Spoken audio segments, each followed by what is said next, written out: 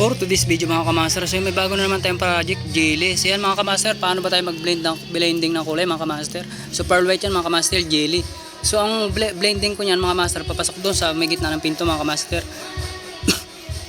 Ipupulkot ko yung maliit na yung papunta doon, sabay maglalabnaw ako ng laskutin ko mga kamaster. So yan, bago ako mag-start ng kulay, ginagamitan ko siya ng tack rod mga kamaster. So bago kayo magsampol ng kulay mga kamaster, sampol muna kayo sa palita para talagang okay yung kulay niya mga kamaster. Ako kasi mga kamaster, ang diskarte ko bago ako magkulay sa pinakang body niya, nagsasampol muna ako mga kamaster, para talagang maayos siya, tsaka makuha natin yung kulay. 95% mga kamaster, wag nyo ng 100% mga kamaster. 95 okay na yun. Kung alam nyo malayo mga kamaster, pag sampol nyo sa balita, so kung may pang adjust kayo, adjust nyo mga kamaster. Kung wala man, pa-adjust nyo ulit sa pin center mga kamaster para hindi kayo magpalit-ulit mga kamaster. So yan ang diskarte ko. So yan mga kamaster, yan yung pagbiblend ko mga kamaster. So yung wala pa sa YouTube channel ko, saka sa page ko, pakipollow naman mga kamaster. Like and share mga kamaster. Ayan. So ganyan ako mag-blend, blending na kulay mga kamaster, pearl white. So ayan. So marami nagtatanong sa akin kung okay ba ang kita sa auto painting. Kasi yung mga kagrupo natin at saka yung nagchat-chat sa akin mga kamaster, so pintor ng bahay mga kamaster, okay ang kita mga kamaster. Sa una talaga medyo mahirap, pero tsaga-tsaga lang, nandiyan magtanong lang kayo sa mga may maalam mga kamaster. So ako nag-starting ako ng auto painting, so marami akong proseso na pinagdaanan mga kamaster bago ako natuto sa mga ganyan mga kamaster. Huwag kayong panghinaan ng loob sa mablay mga kamaster, normal lang yan. Hindi naman tayo perfecto mga kamaster.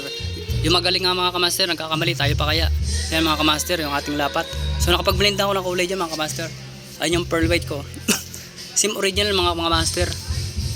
So ang last coating ko dyan, 0.5 mga kamaster, 2.5 coats ako mga kamaster. Dalawang full coats ang yung miss coat mga kamaster, yung mabilis, labnaw yun.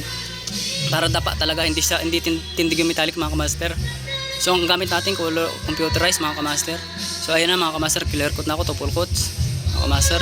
So ito na nung matapos mga kamaster. Pasensya na, malabo yung camera ko. So kailangan na magpalit ng cellphone mga kamaster. So ayan. Ayan na sa mga kamaster, patutuyuin lang yan. So ibabapping natin yan mga kamaster. So panoodin nyo hanggang dulo. Baka magtaka yung iba, mag-up color mga kamaster. Never mga kamaster, hindi pa ako nag-up color. Kasi bago ako mag-start ng kulay, sinasampunan ko muna mga kamaster.